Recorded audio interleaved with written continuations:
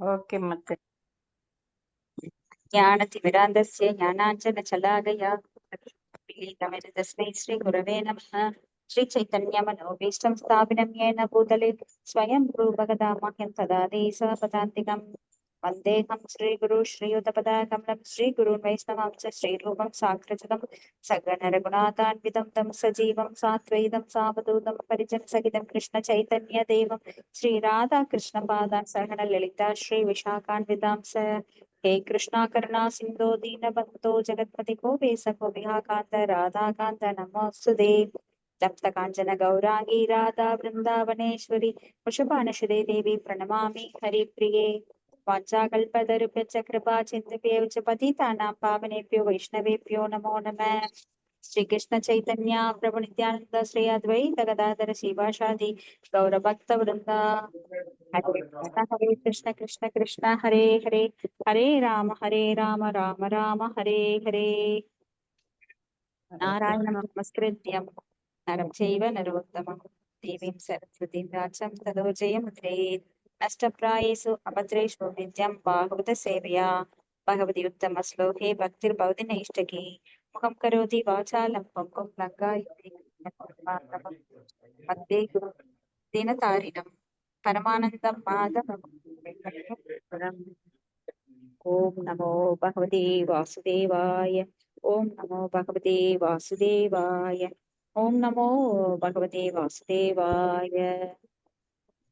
ஹரே கிருஷ்ணா. இன்னைக்கு 3வது கண்டம் முதல் புத்தகம் அத்தியாயம் 15 பதம் 16. ஸ்ரீ வெங்கடேஷ் பக்தி வேதாந்த சுவாமி ஸ்ரீல பிரபுபாதிக்கு ஜெய். प्रणाम माताजी। हरे कृष्णा। प्रणाम माताजी। हरे कृष्ण। यत्र नै श्रेयसं नाम वनं कामधुकैर्त्रुमैः सर्वतु श्रीभिर्विप्राजत् कैवल्यम् इव मूर्तिमत्। हरे कृष्णा। हरे कृष्णा। हरे माताजी। படிங்க. ஹரே கிருஷ்ணா. மொழிபெயர்ப்பு. வைகுண்ட லோகத்தில் பல வனங்கள் இருக்கின்றன. அவையெல்லாம் மிகவும் புனிதமானவை ஆகும்.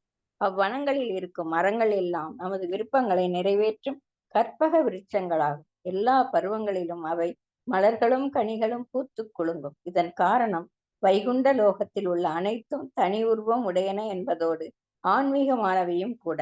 பொருளுரை. ஹரே கிருஷ்ணா மாதாஜி. ஹரே கிருஷ்ணா. பதம் 17 படிக்கலாம். இது நேத்து முடிச்சுட்டோம். சரிங்க மாதாஜி, படிங்க. வைமானிகா சலலனா சரிதானி சஸ்வத் गायन्ति यत्र शमल पनानि पर्तुः अन्तर्जले हनु विकर्षन् मधु माधवीनां कन्तेन कण्डिततियो अभि अनिलं क्षिपन्तः। ஹரே கிருஷ்ணா. மொழிபெயர்ப்பு. வைகுண்ட லோகத்தில் வாழ்பவர்கள் தங்கள் மனைவியரும் காதலியரும் உடன்வர விமானங்களில் பறப்பர். இவ்வாறு பறக்கும் பொழுது எப்பொழுதும் அமல குணங்கள் அற்ற பகவானின் குணங்களையும் செயல்களையும் அவர்கள் நித்தியமாக பாடுவர். இவ்வாறு பகவானின் புகழை பாடிக்கொண்டிருக்கும் பொழுது தேனை சிவந்து கொண்டிருக்கும் நறுமணமிக்க மாதவி மலர்கள் கூட அவர்களுக்கு முக்கியமற்றவையாக தோன்றும். பொருளுரை. இச்சுலோகத்திலிருந்து வைகுண்ட லோகம் முழுவதும் வளம் நிரம்பியதாக இருக்கும் என்று தெரிகிறது. அங்கும் விமானங்கள் உண்டு. அவற்றில் அவ்வுலகவாசிகள் தங்கள் காதலியருடன் ஆன்மீக வானில் பறந்து செல்வர். மலர்ந்து எழில் குலுங்கும் மலர்களின் நறுமணத்தை தென்றல் காற்று சுமந்து வரும். இத்தென்றல் சுகமாக இருப்பதோடு மலர்களில் உள்ள தேனையும் கூட அள்ளி வரும்.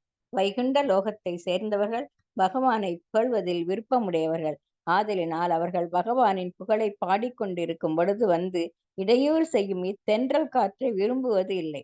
அதாவது அவர்கள் தூய பக்தர்கள் என்று இதற்கு பொருளாகும். தங்கள் புலனுகர்ச்சியை காட்டிலும் பகவானின் புகழ்ச்சியானது மிகவும் முக்கியமானதென்று அவர்கள் கருதுகின்றனர். வைகுண்ட லோகத்தில் புலனுகர்ச்சி என்ற கேள்விக்கே இடமில்லை.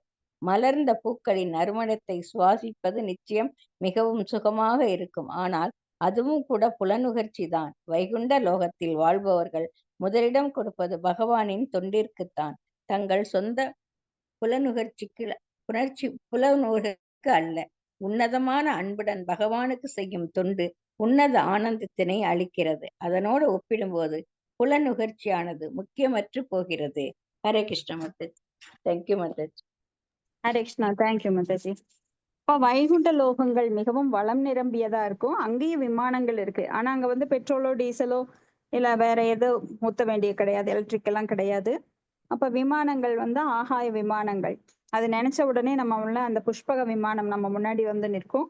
நாம அதுல ஏறி போலாம். அங்க வந்து இனிமையான தென்றல், நறுமணம் மிக்க மலர்களோட வாசனையோட அங்க எப்பவுமே நாமெல்லாம் இங்க சென்ட் அப்படின்னு சொல்லி கெமிக்கல் நிரப்பிய பாட்டில்கள்ல நம்ம அடிப்போம். அதனால சைடு எஃபெக்ட் எல்லாம் வரும். அங்க அப்படி கிடையாது. அந்த பூக்கள் எப்பவுமே சீசன் எல்லாம் கிடையாது. மழைக்காலம், குளிர்காலம், வெயில் காலம் அப்பதான் பூக்கள் மலரும், வசந்த காலத்துல தான் பூக்கள் மலரும் அப்படின்லாம் கிடையாது. எப்பவுமே பூக்கள் வந்து அங்க பகவானுக்கு சேவை செய்ய அந்த பூக்கள் விரிந்து அந்த மனத்தை பரப்புதல ஈடுபட்டிருக்கும். அப்ப தூய பக்தர்கள் அங்க அதையெல்லாம் பறித்து பகவானுக்கு பாதத்துல அர்ப்பணிப்பாங்க. அப்போ அது வந்து ரொம்ப சுகமான அனுபவமா இருக்கும். இப்ப வைகுண்ட லோகத்தில் வாழ்பவர்கள் முதலிடம் கொடுப்பது பகவானின் தொண்டிற்கு தான், தங்கள் சொந்த புலனுயர்ச்சிக்கல்ல. இங்கெல்லாம் நம்மளுக்கு சுயநலம், பகவானை விடுத்து தான் அனுபவிக்கணும் அப்படிங்கிற எண்ணம் இருக்கு. ஆனா அங்கெல்லாம் அப்படி கிடையாது. எல்லாமே பகவானுக்கு அர்ப்பணித்து அங்க சந்தோஷப்படுவாங்க. ஏன்னா எல்லாருடைய உள்ளங்களும் அங்க வந்து ஒரே நிலையில தான் இருக்கும். எந்த ஒரு போட்டி, பொறாமை, காம, குரோத, லோபம், மோகம், மதம், ஆச்சரியம் எந்த ஒரு அசூசைகளும் இல்லை அங்க. அப்போ அவங்களுக்கும் காதலிகள் இருப்பாங்க. அவங்களோட வான்மீக வான்ல பறந்து போயிட்டு இருப்பாங்க. ஏன்னா அங்க வந்து அமங்கல குணங்களே இல்லாம அமங்கன குணங்கள், அந்த குணங்கள் அற்ற பகவானின் குணங்களையும் செயல்களையும் அவங்க நித்தியமாக பாடுவார்கள். ஏன்னா பகவான் கல்யாண குணங்களை கொண்டவர். கல்யாண குணங்கள்னா என்னன்னா, நம்மளுக்கு 64 குணங்கள், பகவானுடைய 64 குணங்கள் சொல்லப்பட்டிருக்கு. அதெல்லாம் கல்யாண குணங்கள். ஒரு துளி கூட மாசு கிடையாது. எப்படி ஒரு நிலவில் கூட ஒரு கரும்புள்ளி இருக்கும், ஆனா பகவானிடம் ஒரு சிறு மாசு கூட மாசு அற்றவர் அவர். அவர்கிட்ட எந்த ஒரு மாசு இல்லாதனாலதான் அவரது நாமங்கள் நம்மை தூய்மைப்படுத்துகின்றது. ஏனால் அவர் தூய்மையானவற்றில் தூய்மையானவர். இப்போ உன்னதமான அன்புடன் பகவானுக்கு செய்யும் தொண்டு உன்னத ஆனந்தத்தை அளிக்கிறது. அதனாலதான் நம்ம ஆன்மீக ஆத்மா அதுக்காக ஏங்குது. ஆனா நாம புலனின்பத்தில் ஈடுபட்டிருக்கும் போது, உடல் சார்ந்த செயல்களை செய்யும் போது நம்மளுக்கு மீண்டும் மீண்டும் துக்கமே தாக்குகின்றது. ஏன்னா ஆனந்தம் கிடைக்காது. ஆன்மாக்கு தான் அந்த ஆனந்தம் கிடைக்கும். ஆன்மாவை திருப்திப்படுத்தாதவர்கள் அவங்க எல்லாம் வந்து தன்னுடைய ஆத்மாவை கொள்பவர். பதம் 17 மாதாஜி. காண்டம் 15. சாரி, அத்தியாயம் 15, 17வது ஸ்லோகம். அப்போ இங்க வந்து ஆத்மா அப்படின்னா, ஆத்மா வேண்டுவது பகவானுடைய புகழையும் போற்றுதலையும் தான் ஆத்மா நாடுது. ஏன்னா அது ஆன்மீகமானது. நம்ம உடல் வந்து பௌதிகமானது. ஆனா ஆன்மீக ஆத்மாவை நம்ம கவனிக்காம பௌதிகமான உடலை கவனிக்கிறதுனால நம்மளுக்கு மேலும் மேலும் துன்பம் உண்டாகின்றது. அப்ப நான் யாரெல்லாம் ஆத்மாவை கவனிக்கலையோ அவங்க எல்லாம் ஆத்மாவை கொள்ளுபவர்கள் ஆகிறார்கள். அடுத்தது பதம் 18. பாராவதான்ய பிரத சாரச சக்கரவாக தாத்யூக ஹம்சசூக தித்ரி பர்ஹினாம்ய கோலோக ஹலோ விரமதே ஆச்சிர மாத்திரம் உச்சைர் பிருங்காதிபே ஹரி கதா இவ காயமானே. மொழிபெயர்ப்பு பொருள் வழங்கியவர் தெய்வ திரு ஆஷா பக்தி வேதாந்த சுவாமி பிரபுபாதருக்கு ஜெய். தலைமை தேனி உச்சஸ்தாயில் ரீங்கரிப்பதன் மூலம் இறைவனின் புகழையே பாடுகிறது. அப்போது புறா, குயில், நாரை, சக்கரவாகம், அன்னம், கிளி, கௌதாரி, மயில் போன்றவை எழுப்பும் ஓசையில் ஓர் இடைக்கால அமைதி ஏற்படுகிறது. இவ்வுன்னத பறவைகள் தங்கள் சொந்த பாடலையும் நிறுத்திவிட்டு பகவானின் புகழை கேட்பதில் ஆவல் கொள்கின்றன. பொருளுரை: வைகுண்டத்தின் முழு இயற்கையின் இஸ்லோகம் படம் பிடித்து காட்டுகிறது. அங்கே இருக்கும் பறவைகளுக்கு கூட மனிதர்களுக்கும் இடையே எந்த வேறுபாடும் கிடையாது. ஆன்மீக வானிலுள்ள அனைத்தும் ஆன்மீகமானவை மற்றும் பல்வகை வேறுபாடுகளை உடையதும் ஆகும். ஆன்மீக பல்வனை வேறுபாடு என்றால் எல்லாம் உயிருக்கு உடைமையான என்று பொருளாகும். அங்கே உயிரிக்கமில்லாத ஏதுமில்லை. ஏன் மரங்களும் நிலமும் செடிகளும் மலர்களும் பறவைகளும் விலங்குகளும் கூட கிருஷ்ண உணர்வு நிலையில் இருக்கின்றன. வைகுண்ட லோகத்தின் சிறப்பு தன்மை என்னவென்றால் அங்கே புலனுணர்ச்சி என்ற கேள்விக்கு இடமே இல்லை என்பதுதான். உலகில் ஒரு கழுதை கூட தான் கத்துவதனால் வரும் ஒளியில் மகிழ்ச்சி அடைகிறது. ஆனால் வைகுண்ட லோகத்திலே மயில், சக்கரவாகம், குயில் போன்ற பறவைகள் எல்லாம் தும்பிகள் பாடும் பகவானின் புகழை கேட்பதற்கு முதலிடம் தருகின்றது. கேட்பது மற்றும் ஓதுவது என்று தொடங்கும் பக்தி தொண்டின் கொள்கைகள் வைகுண்ட லோகத்தில் மிகவும் முக்கியத்துவம் பெறுகின்றன. ஹரே கிருஷ்ணா மாதாஜி. நன்றி மாதாஜி. ஹரே கிருஷ்ணா மாதாஜி. கேட்கறக்கே எவ்வளவு இனிமையா இருக்கு பாருங்க. அப்ப பகவானுடைய புகழை பாடுவதிலேயே ஒவ்வொரு ஜீவராசியும் ஈடுபட்டு கொண்டிருக்கிறது. அங்க வந்து ஜடம்ங்கிறதே கிடையாது, எல்லாம் சேத்தனம். அதாவது எல்லாத்துக்குமே அங்க உயிர் இருக்கு. மண்ணாலும் சரி, அங்க ஒரு மரமானாலும் சரி, கொடியானாலும் சரி, ஒரு பூவானாலும் சரி, அங்க பகவானுக்கு சாற்றப்பட்டுள்ள அனைத்துமே துணி ஆனாலும் சரி, அவருடைய செருப்பானாலும் சரி, எதுவானாலும் அங்க வந்து எல்லாமே ஆன்மீகமானவை, உயிரோட்டம் கொண்டவை.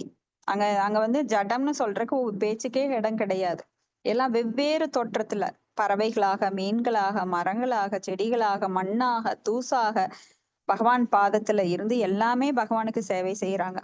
பக்தர்கள் பல உருவங்களை எடுத்து சேவை செய்யறாங்க. அப்ப அங்க எதற்கு முதலிடம் அப்படின்னா, பகவானுடைய புகழை பாடுவதை கேட்பதில் ஸ்ரவணம், கீர்த்தனம், ஸ்மரணம் இதுல எப்பவுமே ஈடுபட்டுட்டு இருக்காங்க. அதனால அங்க வந்து எப்பவுமே ஆனந்தம் ஆனந்தம் ஆனந்தம். இங்க வந்து நம்மளுக்கு இன்பம் அப்படின்னு சொல்லுவோம். இன்பம் வேற, ஆனந்தம் வேற. இன்பம் என்பது நம்மளோட உடலுக்கு கிடைப்பது. அது வந்து நீர்க்குமிழி போல எப்ப வேணா உடைஞ்சிரும், அடுத்த செகண்டே உடைஞ்சிரும். ஆனா ஆனந்தம் வந்து எப்பவுமே நிலையானது. அதுதான் ஆன்மீக ஆனந்தம். அப்போ நம்ம இப்போ ஆனந்தமா இருக்கிறோம் அப்படின்னா அது எதனால? நம்ம பாகவதம் படிக்கிறதுனால. இப்ப ஆத்மாவுக்கு நம்ம ஃபீட் பண்ணிட்டு இருக்கிறோம், ஆத்மாவுக்கு உணவு கொடுக்கிறோம் நாம. ஏன்னா ஆத்மாவை கொள்ளுபவர்கள் ஜட செயல்ல ஈடுபட்டுட்டு இருக்காங்க. இப்ப நான் படிக்கிற நேரம் எத்தனையோ பேரு கழுதை போல உழைத்து கொண்டிருக்கிறார்கள் வெளியில. காதுகளை பகவானுக்கு கொடுக்காம அவங்க பேரிரைச்சலை, இந்த பௌதீக இரைச்சலை கேட்டுக்கொண்டிருக்கிறாங்க. அதனால தலைவலியே வந்தாலும் பரவாயில்லைங்க, ஆனா நாங்க இதுலதான் ஈடுபடுவோம்னு முயலுக்கு 3 கால் அப்படின்னு பிடிவாதம் பிடிச்சிட்டு அதுலயே தொடர்ந்து இருக்காங்க. ஆனா நாமும் கொஞ்சம் எனக்கு இறைவனோட குருவோட கருணையில அந்த பிராப்தம் நம்மளுக்கு கிடைச்சதுனால பகவானை பற்றிய பாடல்கள் இங்க நாம செவி சாய்த்து கொண்டிருக்கிறோம். நித்திய பாகவத சேவையில ஈடுபட்டு கொண்டிருக்கிறோம். அடுத்தது பதம் 19. மந்தாரகுந்த குரபோத்பல சம்பகார்ண புன்னாகனாக பகுலாம்புஜ பாரிஜாதாக கந்தே ஹர்ச்சிதா துளசி காபரணேன தஸ்யா யஸ்மிஸ்தப சுமனசோ பகு மானயந்தி. ஓம் நம பகவதே வாசுதேவாயா. ஓம் நம பகவதே வாசுதேவாயா. ஓம் நம பகவதே வாசுதேவாயா. பதம் 19. ஏசி பக்திவேதாந்த சுவாமி சீல பிரபுபாதருக்கு ஜெய். மேலும் மந்தாரம், குந்தம், குரப்பகம், உத்பலம், சம்பகம், அருணம், புனாகம், நாககேசரம், பகுலம், மல்லிகை மற்றும் பாரிஜாதம் போன்ற நறுமண மலர்கள் பல இந்த போதிலும் அவை துளசி செடி செய்யும் தவத்திலே கவனமுடையனவாக இருந்தன. துளசிக்கே பகவானின் முதலிடம் தருகிறார். துளசி இலைகளை அவர் மாலையாக அணிந்திருக்கிறார். பொருளுரை: துளசி செடியின் முக்கியத்துவம் இங்கே மிக தெளிவாக குறிப்பிடப்பட்டிருக்கிறது. துளசி செடியும் அதன் இலைகளும் பக்தி தொண்டுக்கு மிக முக்கியமானவை ஆகும். துளசி செடிக்கு தினமும் நீர் வார்த்து பகவானை வழிபடுவதற்கு துளசி இலைகளை சேகரிக்க வேண்டும் என்று பக்தர்கள் பரிந்துரைக்கப்படுகின்றனர். ஒரு சமயம் ஒரு நாத்திகை சாமியார், துளசி செடிக்கு தண்ணீர் விடுவதனால் என்ன பயன்? அதைவிட கத்திரி செடிக்கு நீர் விட்டாலாவது நமக்கு கத்திரிக்காவது கிடைக்கும், அதனால் கத்திரி செடிக்கு நீர் வார்ப்போம், துளசி செடிக்கு நீர் விடுவதனால் என்ன பயன் என்று கேட்டார். பக்தி தொண்டுக்கு சிறிதும் அறிமுகம் இல்லாத இம்முறை 5 கல் சில நேரம் படித்துவிட்டு பொதுமக்களை பாழ்படுத்த நினைக்கின்றனர். ஆன்மீக உலகை பொறுத்தமட்டில் மிகவும் முக்கியமானது என்னவென்றால், அங்கே பக்தர்களுக்கிடையே காழ்ப்புணர்ச்சி என்பது கிடையாது. இது உண்மை என்று மலர்களும் கூட நிரூபிக்கின்றன. அவை எல்லாம் துளசியின் சிறப்பிலேயே கவனமுடையவனாக இருக்கின்றன. குமாரர்கள் சூழ்ந்த வைகுண்ட லோகத்தில் மலர்களும் பறவைகளும் கூட பகவானின் பக்தி தொண்டிலே கவனமுடையவனாக இருக்கின்றன. ஹரே கிருஷ்ணா மாதாஜி. தேங்க்யூ. ஹரே கிருஷ்ணா. தேங்க்யூ மாதாஜி. அப்போ இங்க வந்து துளசி செடியோட முக்கியத்துவம் நம்மளுடைய இயக்கத்துல ரொம்ப முக்கியமானது துளசி வழிபாடு. துளசி வழிபாட்டுல நம்ம வந்து துளசிக்கு ஆரத்தி செய்யறோம், துளசியை வந்து வலம் வருகிறோம், பிரணாம மந்திரம் சொல்றோம், அப்போ துளசி வந்து ஒரு இலையை பறித்து அன்புடன் பத்ரம் புஷ்பம் பலம் தோயம் யோமே பக்தியா பிரயச்சதே தத்தகம் பக்தி வக்ருதம் அஷ்னாமி பிரயதாத்மனக. ஒரு இலையோ ஒரு பூவோ ஒரு கப் நீரோ எனக்கு கொடுத்தால், நான் அன்புடன் கொடுத்தால், அந்த அன்புல எவ்வளவு குவாலிட்டி இருக்குன்னு தான் பாக்குறோம் தவிர குவான்டிட்டி பாக்குறது இல்ல. அளவு அதாவது நீங்க ஒரு இலைய அன்புடன் எவ்வளவு அன்போட வைக்கிறீங்கன்னு தான் பாக்குறவரு. அந்த உள்ளன்பு அதைத்தான் எடை போடுவார் பகவான்.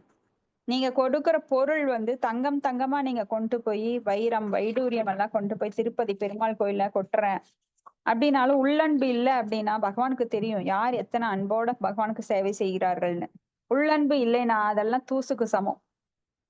ஆனா ஒரு ஏழை குயவன், இது உண்மையிலேயே நடந்தது ஆந்திரால. திருப்பதி பெருமாளுக்கு அரசர் வந்து தங்க புஷ்பம் இன்னும் அப்பப்ப மலர்கின்ற புஷ்பங்கள் அதெல்லாம் பறிச்சு கூட கூடையா கொடுத்து அனுப்புவார். தங்கம் வைடூரியம் வைரம் அதெல்லாம் கொடுத்து பகவானுக்கு அலங்காரம் பண்ணிட்டு இருந்தார். அப்போ ஒரு குயவன் பக்கத்துல மலைக்கு கீழேயே அவர் வந்து மானசீகமா அதுவும் டெய்லி வந்து அந்த மண்பாண்டம் செய்யும் போது அவர் மண்ணிலேயே செய்வார். பூவை செஞ்சு அதை வந்து அர்ப்பணிச்சுட்டு மானசீகமா பூஜை செய்வார். ஏன்னா மானசீக பூஜை மிகவும் வலிமையானது. நம்ம கிட்ட பொருளே இல்லைனாலும் நம்ம டெய்லி பகவானை இதயத்துல வச்சு அபிஷேகம் பண்ணலாம். எத்தனையோ பேர் அபிஷேகம் குடமா பண்ணுவாங்க. தேன் ஊத்துவாங்க, நெய் ஊத்துவாங்க, பால் ஊத்துவாங்க, தயிர் ஊத்துவாங்க, பஞ்சாமிர்தம் பண்ணி அபிஷேகம் பண்ணுவாங்க, கரும்பு சாறால பண்ணுவாங்க. இப்படி நிறைய பொருட்களை பகவானுக்கு அபிஷேகமா பண்ணுவாங்க. ஆனா நம்ம கிட்ட என்ன பணமே இல்லையே, இருக்கமே கோயிலுக்கு போக முடியலையே, வாகன வசதி இல்லையே, அப்படியெல்லாம் யாருமே கவலைப்பட வேண்டியதில்லை. ஏன்னா பகவான் உங்கள் உடலுக்குள்ள உங்களுடைய ஹிருதயத்துக்கு பக்கத்துல பரமாத்மாவாக அமர்ந்திருக்கிறார். உங்க மானசீக பூஜையில நீங்க என்ன பண்ணலாம், டெய்லி பகவானுக்கு அபிஷேகம் பண்ணலாம். ஏன்னா மானசீக பூஜை என்பது மிகவும் வலிமையானது. அப்ப வந்து நீங்க பல மலர்களை அர்ப்பணிக்கலாம். இப்படி ஒரு சமயம் வந்து பீமன் வழியில போகும்போது ஒரு பெரிய பூங்காவனத்தை பாக்குறாரு. அங்க பல மலர்கள், அற்புதமான மலர்கள் மலர்ந்திருக்குது. மலரை பார்த்தோன்னா அவருக்கு என்ன ஞாபகம் வருது, அதை எடுத்து தன்னோட ஒய்ஃபுக்கு கொடுக்கலாம்னு நினைச்சாரா? கிடையாது. அதையெல்லாம் பறிச்சு பகவானோட பாதத்துல அர்ப்பணிக்கணும்னு மானசீகமா அப்படியே நின்ன இடத்துல இருந்து அர்ப்பணிக்கிறார். அப்ப வைகுண்ட லோகத்துல பகவானுக்கு அர்ப்பணிக்கப்படும் பூக்களை கொண்டு போறதுக்கு ஒரு சேவகர் இருக்கிறாரு. அன்னைக்கு தூக்க முடியாம தூக்கிட்டு போறாரு. அப்ப அங்க இருக்கிற தேவர்கள் எல்லாம் கேக்குறாங்க, யார் இவ்வளவு பூக்களை அர்ப்பணம் பண்ணிருக்கா அப்படின்னு கேட்கும்போது, வேற யாரும் இல்ல, இந்த பீமன் தான். வழியில ஒரு நந்தவனத்தை பார்த்தாரு, அதுல இருக்கிற பூக்களை எல்லாம் பகவானுக்கு அர்ப்பணம் பண்ணி விட்டுட்டாரு அப்படின்னு சொல்லி அவரு சுமக்கிறவர் சொல்றாரு. அப்ப இதெல்லாம் கொண்டு போய் சேர்க்கறது என் வேலை அப்படின்னு சொல்றாரு. அது போல நாம எங்கெல்லாம் பூக்கடை பாக்குறோமோ நம்மளுக்கு வாங்க முடியாது இல்லைங்களா? பஸ்ல போறோம், கார்ல போறோம், டக்குன்னு நிறுத்த முடியாது. ஆனா மானசீகமா அந்த பூக்களை எல்லாம் எடுத்து பகவானோட பாதத்துல அர்ப்பணிக்கலாம்.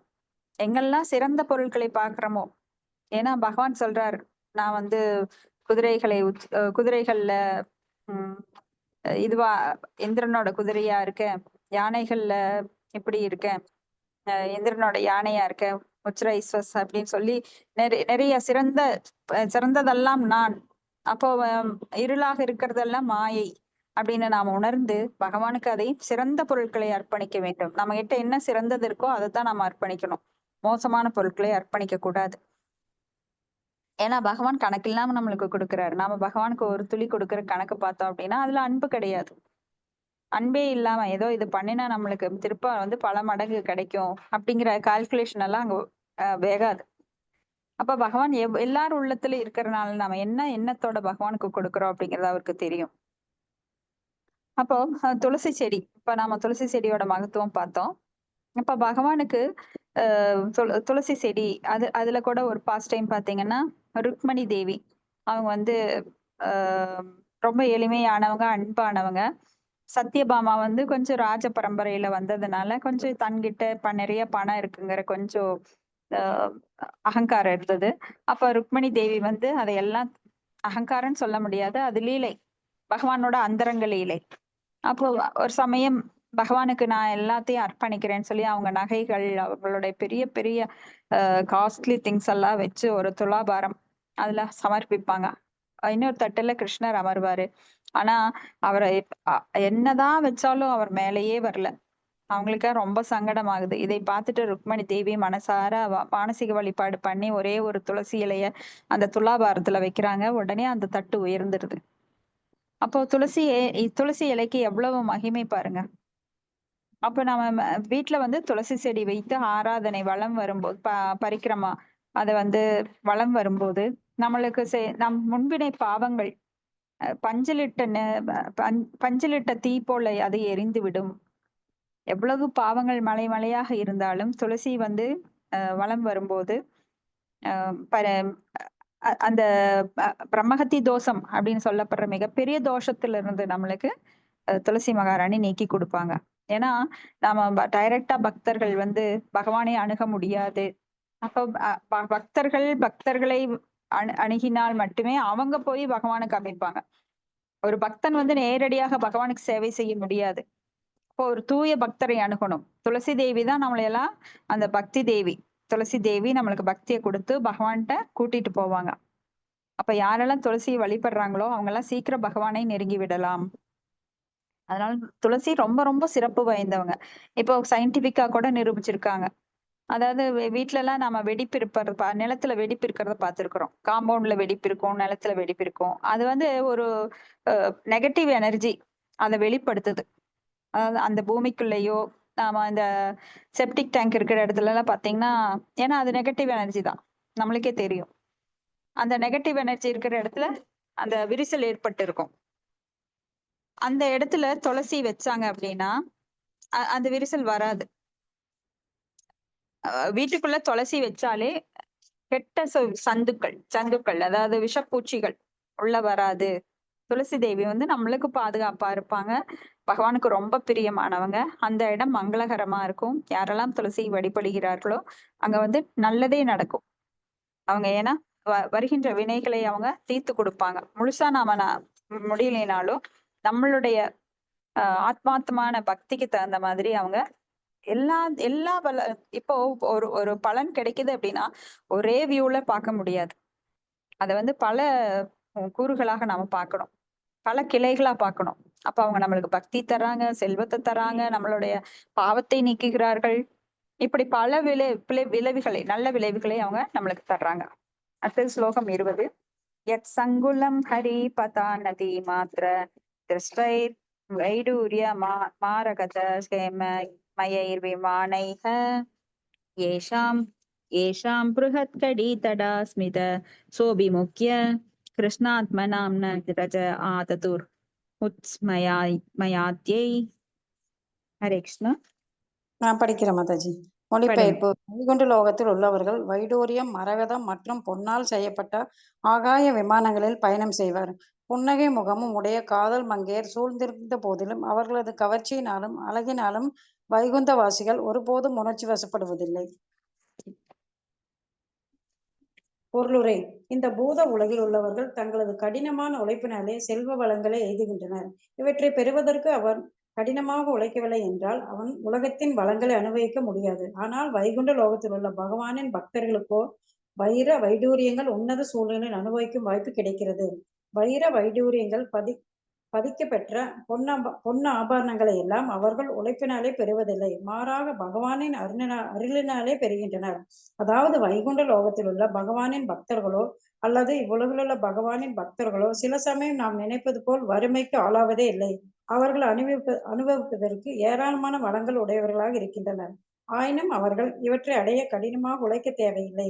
வைகுண்ட லோகத்தில் உள்ள காதல் இளமங்கையர்களோ தேவலோகத்தை காட்டிலும் பூவுலகத்தை காட்டிலும் பல மடங்கு எழில் மிக்கவர்களாகவும் அங்கு பெண்கள் விரிந்த இடையும் அழகிய முகமும் கொண்ட பொன் ஆபரணங்களால் அலங்கரிக்கப்பட்டவர்களாகவும் இருந்த போதிலும் ஆண்கள் கிருஷ்ண உணர்வு ஒன்றியிருப்பார்களே தவிர பெண்களின் எழில் உடலால் கவரப்பட மாட்டார்கள் என்னும் அதிசயம் இங்கே சிறப்பாக குறிப்பிடப்பட்டிருக்கிறது. அதாவது அப்பெண் இருபாலரும் ஒருவரோடு ஒருவர் நட்பு பூண்டு மகிழ்கின்றனர். ஆனால் பாலுறவு அங்கு கிடையாது. வைகுண்ட லோகத்தில் உள்ளவர்கள் மேன்மை தரமக்க இன்பங்களை அனுபவிப்பார்கள். அதனால் பாலுறவு இன்பம் அவர்களுக்கு தேவையின்றி போகிறது. ஹரே கிருஷ்ணா மாதாஜி. நன்றி மாதாஜி. ஹரே கிருஷ்ணா. நன்றி மாதாஜி. அப்போ நாமெல்லாம் இங்க சிற்றின்பங்களை அனுபவிப்பவர்கள், ஆனால் அங்க வைகுண்டத்தில் இருக்கிறவங்க பேரின்பத்தை அனுபவிப்பவர்கள். அங்க வந்து இந்த மாதிரி உடல் உறவெல்லாம் கிடையாது. ஆனாலும் அவங்களுக்கு அதற்கு மேலான இன்பம் அங்க இருக்கின்றது, கொட்டி கிடக்கின்றது. அங்க வந்து எப்பவுமே செல்வ வளம் இருக்கின்றது. அதனாலதான் 5 விதமான முக்திகள் நாம் பார்க்கிறோம். அதுல சாஷ்டி அப்படின்னா செல்வம். பகவானை போன்ற செல்வம் இங்க பக்தர்களுக்கும் அங்க இருக்கிற அந்த தவறிழைக்காதவர்கள், அந்த நாமல தவறிழைத்தவர்கள், வீழ்ந்தாத்மாக்கள், அங்கெல்லாம் வந்து ஷர அப்படின்னா நாமெல்லாம் தவறிழைத்தவர்கள், அஷ்ர அப்படின்னா தவறிழைக்காதவர்கள். அப்ப அங்க இருக்கிறவங்க வந்து தவறிழைக்காததுனால பகவானுடைய அந்த அருகாமையை, சாமீபிய, பகவானுடைய அருகிலேயே இருந்து, பகவானோட அருகில இருக்கும்போது என்னாகும், வைகுண்டத்தின் இன்பம் அவங்களுக்கு பகவானை போல சச்சித் ஆனந்தமயமான இன்பம் அங்க கிடைக்குது, ஆனந்தம் கிடைக்கின்றது. அவங்களுக்கு பசி கிடையாது, பிணி கிடையாது, மூப்பு கிடையாது, வறுமை கிடையாது. சோ ஆன்மீக லோகம் என்பது அங்கேயும் வேறுபாடுகள் உண்டு, ஆன்மீக வேறுபாடுகள் உண்டு. ஒரே மாதிரி இப்ப அருவவாதிகள் நினைக்கிறாங்க அங்க வந்து எதுவுமே கிடையாது, அருவம் அப்படின்னா ஒன்றுமில்லாத தன்மை. ஆனா அங்க ஆண் பெண் பகவான் அப்படின்னு வேறுபாடுகள், மாடு பசுக்கள் போன்ற வேறுபாடுகள் நிறைய இருக்கு, தேனீக்கள் இருக்கு, பூக்கள் இருக்கு, நிறைய ஆன்மீக வேறுபாடுகள் அங்கே இருக்கு. ஸ்லோகம் 21. ஸ்ரீரூபிணி வனயாதி யதி சரணாரவிந்தம் விலாம்புஜேன ஹரி சத்மனி முக்த தோஷா संलक्षयते स्फटिक गुड्य उपेद हेम्नि सम्मार्जदीव यत् अनुग्रहणे अन्ययत्नः. हरे कृष्ण.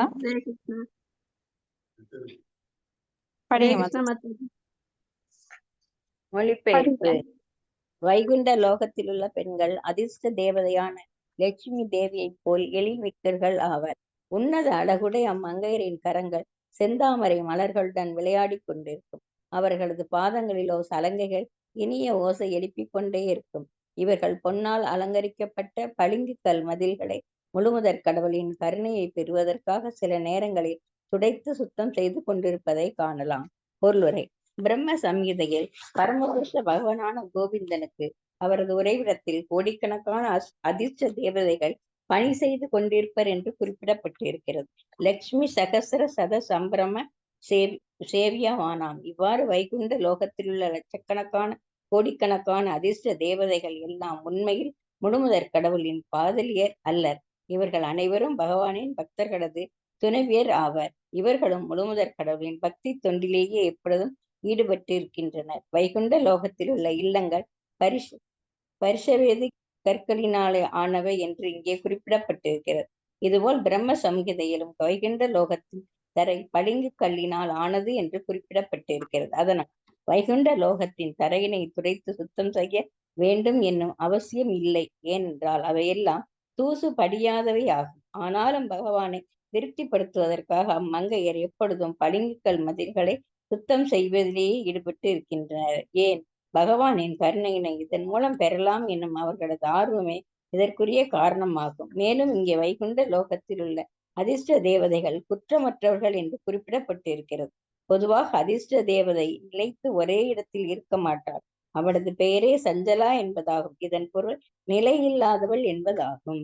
அதனால்தான் செல்வந்தனான ஒருவன் வறிய ஏழையாவதை நாம் வாழ்க்கையில் பார்க்கிறோம். இதற்கு சிறந்த உதாரணம் ராவணன் ஆவான். ராவணன் லட்சுமி தேவியான சீதா பிராட்டியை இலங்கைக்கு கடத்திச் சென்றான். லட்சுமி தேவியின் கருணையினால் அவன் மகிழ்ச்சி அடைவதற்கு பதிலாக அவனும் அவனது குலமும் அரசும் அழிந்தன. இவ்வாறு ராவணன் சிறையெடுத்து சென்ற லட்சுமியே சஞ்சலா, அதாவது நிரந்தரமற்றவள் ஆவாள். ராவணனை போன்ற மனிதர்கள் நாராயணர் அவள் கணவர் இல்லாத லட்சுமி தேவியை மட்டுமே விரும்புகின்றனர். இந்த லட்சுமி தேவியினால் அவர்களும் நிலையில்லாதவர்கள் ஆகின்றனர். லோகாயுத மனிதர்கள் லட்சுமி தேவியிடம் குறை காண்கின்றனர். ஆனால் வைகுண்ட லோகத்தில் லட்சுமி தேவியோ பகவானின் பக்தி தொண்டில் நிலைத்து இருப்பவள் ஆவார். அவளே அதிர்ஷ்ட தேவதையாக பகவானின் மகிழ்ச்சியட முடியாது. அதிர்ஷ்ட தேவதையான லட்சுமி தேவியேதான் மகிழ்ச்சியாய் இருப்பதற்கு பகவானின் கருணையினை நாடுகிறார். இங்கு பௌதீக உலகத்திலோ பிரம்மா போன்ற உயர்ந்த உயிர்கள் கூட மகிழ்ச்சியாய் வாழ்வதற்கு லட்சுமியின் கருணையினை நாடுகின்றன. ஹரே கிருஷ்ண மாதாஜி. ஹரே கிருஷ்ண மாதாஜி. தேங்க்யூ மாதாஜி. அப்ப பிரம்ம சம்ஹிதையில பகவானுடைய இருப்பிடம் என்ன சொல்லப்பட்டிருக்குது? சிந்தாம்னி பிரகர சத்மசு கல்பவ்ருக்ஷோ லக்ஷா விரதேஷு சுரபி விபாலயந்தம் லக்ஷ்மி சகஸ்ரசத சம்பிரம்ய சேவியமானாம் கோவிந்தமாதி புருஷம் தமஹம் பஜாமி அப்படின்னு சொல்லப்பட்டிருக்கு. அப்ப அங்க வந்து சிந்தாமணி கற்கள் பரவி கிடைக்கின்றது, கல்ப விருட்சங்கள் நிறைந்திருக்கின்றது, லக்ஷ்மி சகஸ்ர ஆயிரக்கணக்கான லக்ஷ்மிகள் அங்கே பகவானுக்கு சேவை செய்ய காத்து கிடக்கின்றார்கள். அங்க சுரபி பசுக்கள் வந்து பால் சொரிந்து கொண்டே இருக்கும். இங்கெல்லாம் நாம பால் கறக்கிறதுனா காலையில பால் கறப்பாங்க, அப்புறம் மறுபடியும் ஈவினிங் தான் பால் கறக்க முடியும். அப்படியே கறந்தாலும் நாட்டு மாட்டு பால் அப்படிங்கிறது ஒரு 3 லிட்டருக்கு மேல வராது, ஒரு பசு கொடுக்க முடியாது. ஆனா அங்க இருக்கிற சுரபி பசுக்களோ எப்பொழுதும் 24 மணி நேரம் பால் சுரந்து கொண்டே இருக்கும். அதே வந்து ஒரு ஆறா ஓடிட்டு இருக்குமா சுரபி பசுக்கள். அப்ப அங்க லக்ஷ்மி தேவி பற்றி குறிப்பிடும் போது இங்க ஸ்ரீமதி ராதாராணியின் அந்தரங்க சக்தி தான் லக்ஷ்மி தேவிகளாக விரிவங்கம் அடைகிறாங்க. எப்படி பகவான் தன்னை விரிவங்கம் பண்ணிக்கிறாரோ அது போல ஸ்ரீமதி ராதாராணியோட விரிவங்கம் தான் பலவிதமான லக்ஷ்மிகள். தனலட்சுமி, தானியலட்சுமி, வீரலட்சுமி, கஜலட்சுமி அப்படின்னு எவ்வளவோ லட்சுமிகள் நாம் பேர் சொல்றோம். அவங்கெல்லாம் ஸ்ரீமதி ராதாராணியின் விரிவங்கங்கள், அந்தரங்க சக்தியின் விரிவங்கங்கள். அப்போ அவங்க வந்து பகவானுக்கு சேவை செய்யறதுக்காக என்ன பண்ணுவாங்களாம், எந்த வேலையுமே அங்க இருக்காது.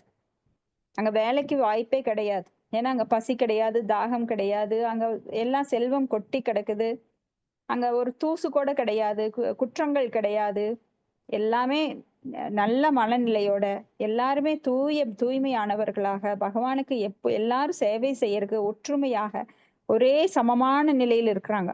அங்க வந்து ஏற்றத்தாழ்வே கிடையாது, இருமைகள் கிடையாது, துவந்தங்கள் அற்ற நிலை. அப்ப இந்த லக்ஷ்மி தேவி சிலரெல்லாம் இந்த பௌதிக உலகத்துல லக்ஷ்மி தேவியை தனியாக வழிபட்டு செல்வத்தை அடையறதுக்காக பல யாகங்கள் செய்வாங்க. வீட்டுல உட்காந்து லக்ஷ்மி பூஜைன்னு சொல்லுவாங்க.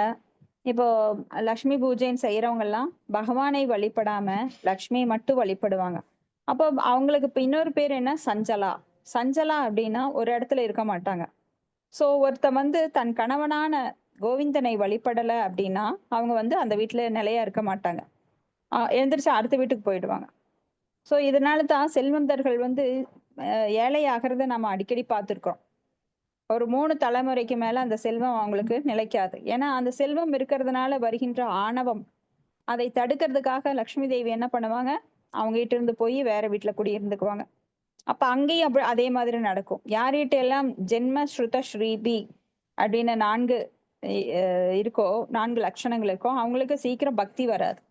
அதாவது அழகு, செல்வம், புகழ், உயர்ந்த குடிப்பிறப்பு, இததான் வந்து குந்தி தேவி தன்னோட பிரார்த்தனையில சொல்றாங்க. அப்ப அது மாதிரி இங்க வந்து லக்ஷ்மியை தனியாக வழிபடுபவர்கள் கொஞ்ச நாளைக்கு வேணா அதை அனுபவிக்கலாம். ஆனா ரொம்ப நாள் லக்ஷ்மி தேவி அவங்க கிட்ட இருக்க மாட்டாங்க. ஏன்னா லக்ஷ்மி தேவியே பகவானுக்கு பக்தி செய்வதில் இன்பம் காண்பவள். பகவானோட திருமார்புல அவங்க இருந்தாலும் அவங்க வந்து யாரெல்லாம் பகவானை மதிக்கலையோ அவங்க கிட்ட நிலையா இருக்கிறது இல்லை. அப்ப லக்ஷ்மி தேவியை எப்பொழுதுமே பகவானுடன் சேர்த்தே வழிபட வேண்டும். அப்போ அவங்க வந்து அதிர்ஷ்ட தேவதையாக விளங்கிய போதிலும் பகவானின் கருணையின்றி அவளும் மகிழ்ச்சி அடைய முடியாது. ஏன்னா பகவானை திருப்திப்படுத்துறதுதான் அவங்க ஈடுபட்டு இருக்காங்க. அப்போ அவங்க வந்து எப்ப மகிழ்ச்சி அடைகிறாங்கன்னா பகவான் அவர் திருப்தி அடையும் போது அவங்க மகிழ்ச்சி அடைகிறாங்க. அவங்களே டிபெண்ட், பகவானுக்கு பகவானோட கருணை இல்லாம அவங்க இருக்க முடியாது. அப்போ லக்ஷ்மி தேவி வழிபடுறவங்க நிலை என்னவாகும்னு பாருங்க. அப்ப இந்த பௌதிக உலகத்துல பிரம்மா கூட உயர்ந்த உயிர்வாளிகள் கூட மகிழ்ச்சியா இருக்கிறதுக்கு லக்ஷ்மியோட கருணை வேணும். இப்போ இந்திரலோகம் எல்லாம் பார்த்தா செல்வங்களால் நிறைந்திருக்கிறது. குபேரன் வந்து செல்வத்தின் அதிபதி. அவங்களுக்கெல்லாம் லக்ஷ்மியோட கருணை இருந்தாதான் கிடைக்கும். அப்ப லக்ஷ்மி தேவி யாரை நாடுகிறார், அந்த செல்வத்தை எல்லாம் பெறுறதுக்கு பகவான் தான் அதுக்கு உதவி பண்றார். பகவானுடைய உதவி இல்லாம லக்ஷ்மி தேவி திருப்தியா இருக்க மாட்டாங்க. சோ எங்கிருந்து வருது அப்படிங்கிற மூலத்தை நாம் தெரிந்து கொள்ள வேண்டும். இப்ப ஒரு மூலத்தை தெரிந்து கொண்டோம் அப்படின்னா அனைத்தையும் தெரிந்ததற்கு சமம். ஒருத்தர் கிருஷ்ணரை பத்தி தெரிஞ்சுட்டாங்கன்னா அவங்க போய் தனித்தனியா science, Tamil, English, Hindi, geography, history, zoology அதெல்லாம் படிக்க வேண்டிய அவசியம் இல்லை. எல்லாமே A to Z பகவான் கிருஷ்ணரை பற்றி அறிந்து கொள்றதுல எல்லாமே அடங்கிருது. சோ பகவான் கிருஷ்ணரை பற்றி அறிந்து கொண்டால் மற்ற துறைகள் தானாகவே நீங்க அறிஞ்சுக்குவீங்க. ஏன்னா பாகவதம் A to Z அனைத்து விஷயங்களை பற்றியும் பேசுகிறது. இங்க இல்லாத எதுவுமே கிடையாது, எந்த சப்ஜெக்ட்டுமே கிடையாது. ஸ்லோகம் 22. வாபீஷு வித்ரும தடாசு அமலாம் மிருதாப்சு பிரேஷ்யான்விதா வினஜவனே துளசி பீரீஷம் அப்யர்ச்சதி ஸ்வலகம் உன்னசம் மீஸ்ய வத்ரம் உச்சேஷிதம் பகவதேதி அமதாங்க யச்சீரி. நான் படிக்கிறேங்க மாதாஜி. படிங்க மாதாஜி. மொழிபெயர்ப்பு. அதிர்ஷ்ட தேவதைகள் தங்கள் நந்தவனத்தில் உள்ள பவளத்தினால் ஆன கரைகளை, தாமரை தடாகளின் கரைகளின் துளசி இலைகளை அர்ப்பணித்து பகவானை வழிபடுவர். இவ்வாறு பகவானை வழிபடும் பொழுது நீரினுள் அவர்கள் தங்களது நேரான நாசிகளையுடைய எழில் முகங்களில் நிழல்களை காண்பர். பகவான் முத்தமிடுவதினால் நாணிச் சிவக்கும் எழில் முகங்களைப் போல அவர்களது அழகிய திருமுகங்கள் காட்சியளிக்கும். பொருளுரை. பொதுவாக கணவனால் முத்தமிடப்படும் பெண்ணின் முகம் நாணிச் சிவந்து காண்பதற்கு மிக அழகாக இருக்கும்.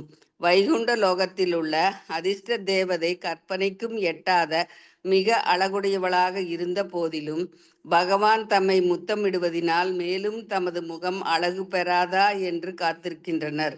தடாகத்தின் கண்ணாடி போன்ற தெளிந்த நீரில் துளசி இலைகளை கொண்டு பகவானை வழிபடும் பொழுது அதிர்ஷ்ட தேவதையின் எழில்முகம் அந்நீரில் நிழலாக காட்சியளிக்கிறது. ஹரே கிருஷ்ண மாதாஜி. நன்றி மாதாஜி. ஹரே கிருஷ்ண மாதாஜி. ஹரே கிருஷ்ண மாதாஜி. சாரி மாதாஜி, மியூட்டில் வந்துட்டேன். ஓகே. அப்ப எப்படி துளசி இலைகளை கொண்டு பகவானை வழிபடுறாங்க அந்த அதிர்ஷ்ட தேவதைகள் அப்படின்னு நம்ம பார்க்கலாம். அப்போ அதிர்ஷ்ட தேவதைகளான அங்க மேல்லோகத்திலேயே அவங்க துளசி இலைகளை கொண்டு வழிபட்டு பகவானை அவங்க கவர்கிறார்கள். அப்ப பகவானை எளிமையாக அடைய நம்மளுக்கு வழி என்ன? நம்ம துளசி இலையை அர்ப்பணிக்க வேண்டுமாக, அல்லது நம்ம துளசி இலையை கண்டிப்பா ஒவ்வொரு வைஷ்ணவர்களோட வீட்லயும் துளசி செடி கண்டிப்பா இருக்கணும். பதம் 23.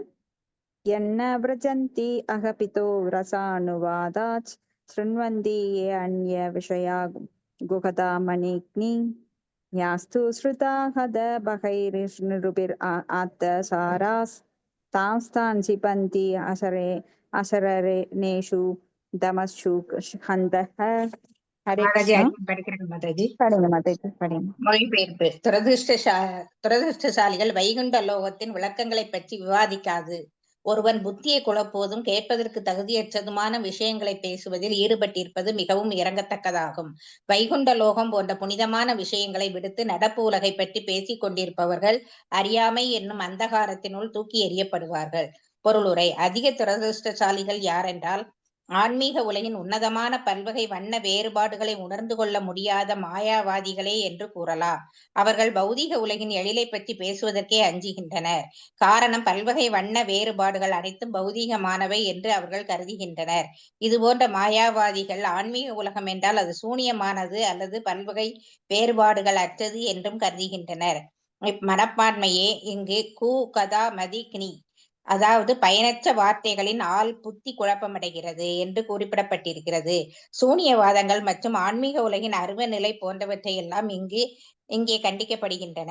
ஏனென்றால் இவை ஒருவனது மதியை குழப்புவதாகும். மாயாவாதியும் சூனியவாதியும் பல்வகை வேறுபாடுகளுடைய பௌதீக உலகை மனதிற்கொண்டு ஆன்மீக உலகில் பல்வகை வண்ண வேறுபாடுகள் இல்லை என்று எவ்வாறு கூற முடியும்?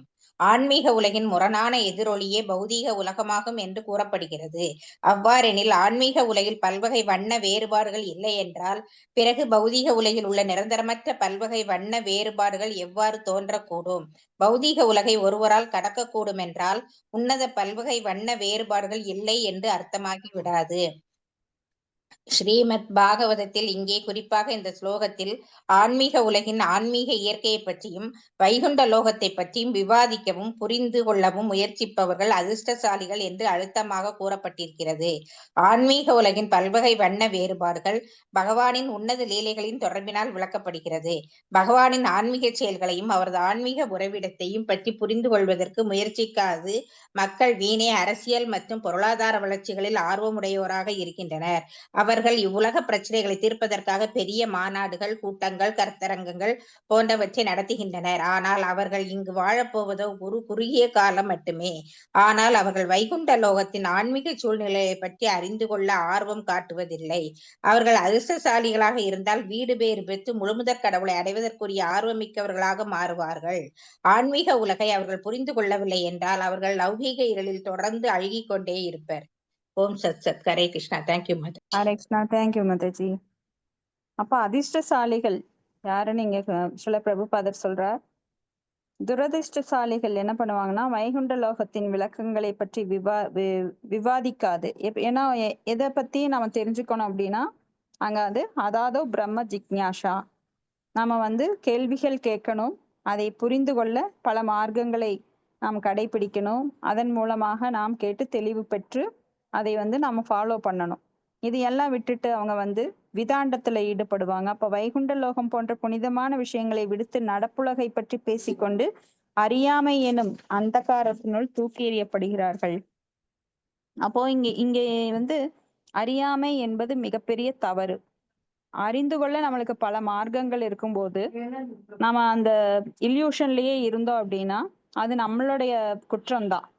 ஏன்னா பகவான் நம்மளுக்கு அந்த இல்யூஷனை நீக்கிறதுக்காக, அறியாமை நீக்கிறதுக்காக பல வழிகளை கொடுத்திருக்காரு. சத் சங்கம், நம்மளுக்கு பாகவதம், பகவத்கீதை போன்ற கிரந்தங்கள், உபனிஷங்கள், வேதாந்தங்கள் எல்லாம் கொடுத்திருக்கும் போது அதையெல்லாம் தெரிஞ்சுக்காம கற்பனை உலகில வாழ்ந்துட்டு இருக்கிறவங்க ஜடத்தை பற்றிய மெட்டீரியலிஸ்டிக் அவங்க பர்சன்ஸ் என்ன பண்ணுவாங்கன்னா அதுலயே டிஸ்கஸ் பண்ணிட்டே இருப்பாங்க, அதை பத்தியே எப்பவுமே பேசிட்டே இருப்பாங்க. அதுல முக்கியமா மாயாவாதிகள், அவங்க எதையும் வேறுபடுத்தி பார்க்க தெரியாது, எல்லாம் சூன்யமா நினைக்கிறவங்க. ஏன்னா பகவானுக்கு உருவம் இல்லை அப்படிங்கிறது போது அவங்களுக்கு அதை பத்திய ஒரு வேறுபாடுகள் அறியாமலேயே மறுபடி பிறப்பு, இறப்பு, முதுமை, நோய் அதிலே சிக்கிக்கிறாங்க. அப்ப துரதிர்ஷ்டசாலிகள் இவங்கெல்லாம். பல வேறுபாடுகள் ஆன்மீக உலகில் இருக்கு. இப்பதான் நம்ம பார்த்தோம் எப்படி ஒரு ஆணாகவும் பெண்ணாகவும் மலராகவும் மாலையாகவும் சாந்த ரசத்துல பக்தர்கள் பல வேறு நிலைகள்ல பகவானுக்கு சேவை செய்யறாங்க அப்படின்னு. அப்ப மாயாவாதிகள் ஆன்மீக உலகம் என்றால் அது சூன்யமானது அப்படின்னு நினைக்கிறாங்க. இது ரொம்ப தவறானது. அப்ப இவங்க எல்லாம் புத்தி குழம்பியவர்கள். மாயா அபகரதக்னான ஆசூரம்பாவம் ஆஸ்ரிதம். அப்போ மாயை என்னும் இதுல சிக்குண்டு இருக்கிறவங்களுக்கு ஆன்மீக வேறுபாடுகள் தெரியறது கிடையாது. ஆன்மீக உலகின் முரணான எதிரொலியே பௌதிக உலகம் ஆகும். அப்ப ஆன்மீகத்திற்கு ஆப்போசிட் அப்படின்னா பௌதிக உலகம். அங்க இருக்கிறது இங்க கிடையாது, இங்க இருக்கிறது அங்க கிடையாது. அப்ப ஆன்மீக உலகின் பல வகை வண்ண வேறுபாடுகள் இல்லை என்றால் பிறகு பௌதிக உலகில் என்ன நிரந்தரமற்ற பல வகை வண்ண வேறுபாடுகள் எவ்வாறு தோன்றக்கூடும்? இப்ப பௌதிக உலகை ஒருவரால் கடக்கக்கூடும் என்றால் உன்னத பலவகை வண்ண வேறுபாடுகளை இல்லை என்று அர்த்தமாகிவிடாது. பௌதிக உலகை ஒருவரால் கடக்கக்கூடும் என்றால் அப்போ ஆன்மீக உலகத்துல நிறைய வேறுபாடுகள் இருக்கின்றது. அதைத்தான் நம்ம முதல்லயே பார்த்தோம். அப்ப இது இந்த ஸ்லோகத்தை கண்டிப்பா புரிஞ்சுக்கிறவங்க அதிர்ஷ்டசாலி. எப்படி ஆன்மீக உலகில பல வேறுபாடுகள் இருக்கு அப்படின்னு. அப்போ ஆன்மீக செயல்களையும் அவரது ஆன்மீக உறவிடத்தையும் பற்றி புரிந்து கொள்வதற்கு முயற்சிக்காத மக்கள் வீணே அரசியல், பொருளாதார வளர்ச்சி இதுல ஆர்வமுடையமா இருக்கிறாங்க. அதுதான் தர்ம, அர்த்த, காம, மோக்ஷ, அறம், பொருள், இன்பம், வீடு, பேரு. அப்போ இந்த முதல்ல இருக்கிற அறத்தையும் விட்டுறாங்க, வீடு பேரை விட்டுறாங்க. அப்ப இடையில இருக்கிற அந்த ரெண்டுக்கு தான் முக்கியத்துவம் தர்றாங்க. அர்த்த காம பொருள், இன்பம், அதுக்கு ரெண்டுக்கு தான் முக்கியத்துவம் தர்றாங்க. அதனால அவங்க புரிஞ்சுக்கிறதே கிடையாது. அப்ப மக்களுடைய அந்த குறுகிய சிந்தனை அவங்கள ஆன்மீக உலகுக்கு போக விடாம தடுத்து மறுபடியும் இந்த பௌதிக உலகிலேயே அவங்களை சுற்றி சுற்றி இந்த மாயையுள்ள சிக்க வச்சு அவங்க இதுலயே அழுந்திடுறாங்க. அந்த சேத்துக்குள்ளேயே புதைக்குழி போல அவங்க இதுக்குள்ளேயே போயிடுறாங்க. அப்ப வைகுண்ட லோகத்தின் ஆன்மீக சூழலை பற்றி அறிந்து கொள்ள ஆர்வம் காட்டுறதில்ல. அவங்க அதிர்ஷ்டசாலிகளாக இருந்தால் வீடு பேர் பற்றி முழுமுதற் கடவுளை அடைவதற்குரிய ஆர்வமிக்கவர்களாக மாறுவர். சோ நாமெல்லாம் அதிர்ஷ்டம் செஞ்சவங்க. ஏன்னா நம்மளுக்கு இந்த வாய்ப்பு கொடுக்கப்பட்டிருக்கு சில பிரபுபாதரால. அவருடைய புத்தகங்கள் ஒவ்வொன்றும் நம்மளுக்கு வழிகாட்டக்கூடியவை, பகவானுடைய லோகத்திற்கு வழிகாட்டக்கூடியவை. இப்ப ஆன்மீக உலகை புரிந்து கொள்ளவில்லை என்றால் அவர்கள் பௌதிக இருளில் தொடர்ந்து அழுகிக் கொண்டிருப்பர் அப்படின்னு ஸ்ட்ராங்கா சொல்றாரு சில பிரபுபாதர். ஏன்னா அவர் உண்மையை கண்டறிந்தவர். அவர் ஒரு மகான். ஒவ்வொரு சொற்கள்லையும் அவருடைய பொருள் நம்மளுக்கு இதயத்தை தொடும்படி இருக்கின்றது. அதனால இதெல்லாம் நாம் நல்லா புரிஞ்சுக்கிட்டு நம்ம வாழ்க்கையை மேம்படுத்தி கொள்ள வேண்டும். அப்ப வைகுண்ட லோகத்துக்கும் பௌதிக லோகத்திற்கும் என்ன வித்தியாசம் அப்படிங்கிறத நாம நல்லா புரிஞ்சுக்கலாம் இதன் மூலமா. அப்போ வைகுண்ட லோகத்துக்கு போறதுங்கிறது ரொம்ப எளிமையானது காரியம் இல்லை. ஏன்னா அது பல உரைகளால் மூடப்பட்டு இருக்கிறது இந்த பௌதிக உலகம். அதை தாண்டி போறதுன்னா ரொம்ப கஷ்டம். அப்ப பக்தர்களோட சங்கம் நம்ம எடுத்துக்கிட்டு நிறைய இதை பத்தி புரிஞ்சுக்கிட்டு எப்படி பக்தி பயிற்சி பண்ணணும் அப்படிங்கிறத நாம ஃபாலோ பண்ணணும். ஹரே கிருஷ்ணா. இதோட முடிச்சுக்கலாம். யாருக்காவது ஏதாவது கருத்துக்கள் இருந்தா நம்ம பார்க்கலாம்.